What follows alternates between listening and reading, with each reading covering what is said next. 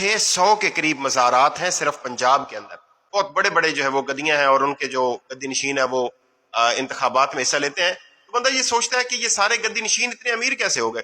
ان کے پاس جو اتنی جائیدادیں آئی ہیں یہ کہاں سے آئی ہیں؟ میں آپ کو بتاتا ہوں یہ کہاں سے آئی ہیں.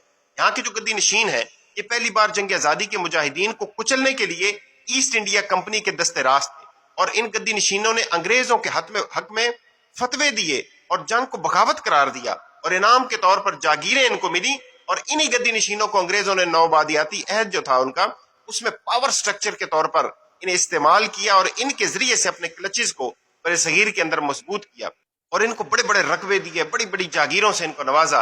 ابھی یہاں نام لینا تو کسی کا مناسب نہیں ہے، لیکن پھر بھی میں آپ کو اگر کچھ اس کے گلمسز بتاؤں تو سرگودا میں جو شاہ پور کا علاقہ ہے وہاں پہ ایک گدی ہے، اس کو 6000 سے زیادہ ایکڑ زمین جاگیر کے طور پر ملی. اسی طرح اٹک میں ایک گدی ہے، وہاں پہ ان کو 25,000 سے زائد ایکڑ زمین ملی. جھنگ کا ایک بہت بڑا نام ہے سیاست کے اندر، ان کو 9000 ایکڑ سے زیادہ زمین جو ہے وہ انگریز نے دی. ملتان کا ایک بہت بڑا نام ہے، ان کو 11,000 ایکڑ سے زیادہ زمین دی. ملتان ہی کے ایک اور گدی ہے، ان کو 7,000 سے زیادہ ایکڑ زمین دی. اور ایک جلال پور میں ایک بہت بڑی گدی ہے، وہاں پہ بھی پیر صاحب ایک ہیں، تو ان کو 34,000 ایکڑ سے زیادہ جو ہے وہ زمین ان کو دی گئی.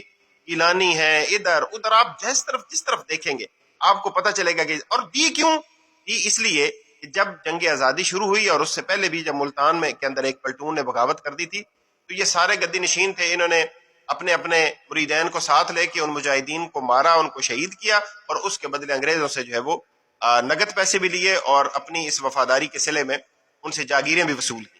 اور ساتھ ساتھ انہوں نے ان کو مختلف عہدے دیے، کسی کو کسی نام سے، کسی کو سر کا خطاب دیا، کسی کو جناب کنگ کا خطاب دیا، کسی کو ذیلدار کا خطاب دیا، کسی کو کسی عہدے پہ لگایا، کسی کو کسی عہدے پہ لگایا. اور یہ سارے لوگ جو تھے بنیادی طور پہ انگریز کے مفادات کے محافظ تھے اس علاقے کے اندر. لیکن پھر جب پاکستان بنا اس وقت تو ان سب نے مخالفت کی، چند ایک جو ہے وہ پیران الزام کے علاوہ باقی سب نے پاکستان بننے کی مخالفت کی تھی اور انگریز کا ساتھ دیا تھا. جب پاکستان بن گیا تو یہ پاکستان کے مامے بن گئے آ کے، اور اس وقت سے لے کے آج تک یہ خاندان ہے جو مختلف پارٹیاں جوائن کرتے ہیں. کبھی مسلم لیگ نون جوائن کرتے ہیں، کبھی پیپلز پارٹی جوائن کرتے ہیں، کبھی تحریک انصاف جوائن کرتے ہیں، کبھی کاف لیگ جوائن کرتے ہیں، لیکن رہتے پاور ہاؤس کے اندر ہیں اور انہی جاگیروں سے آیا ہوا پیسہ. اور ان جاگیروں کے اوپر میں بالکل کیٹیگوریکلی یہ کہنا چاہتا ہوں کوئی حق نہیں ہے ان کو ان جاگیروں کے اوپر.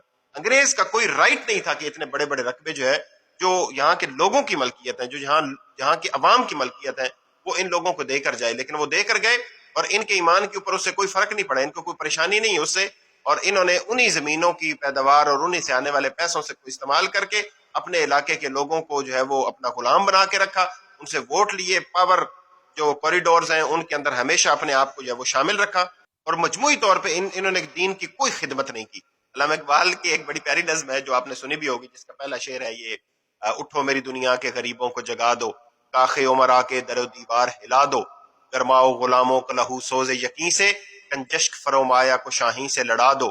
اس کا ایک بڑا پیارا شعر ہے، آپ سنیے گا، آپ کو سمجھ آ جائے گی کہ اس میں وہ کس کو مخاطب کر رہے ہیں. وہ کہتے ہیں کہ کیوں خالق و مخلوق میں حائل رہیں پردے، پیران کلیسا کو کلیسا سے اٹھا دو.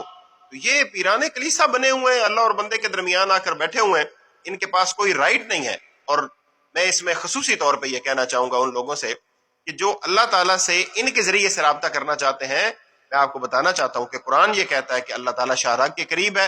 آپ خود بھی بات کریں، آپ کو کسی واسطے کی ضرورت نہیں ہے اللہ تعالیٰ تک پہنچنے کے لیے. یہ لوگ اسلام اور پاکستان کے اگر وفادار ہوتے تو ان کی تاریخ میں غداری نہ لکھی ہوتی، ان کی تاریخ میں انگریزوں کی طرف سے دی ہوئی جاگیریں اور مرات نہ لکھی.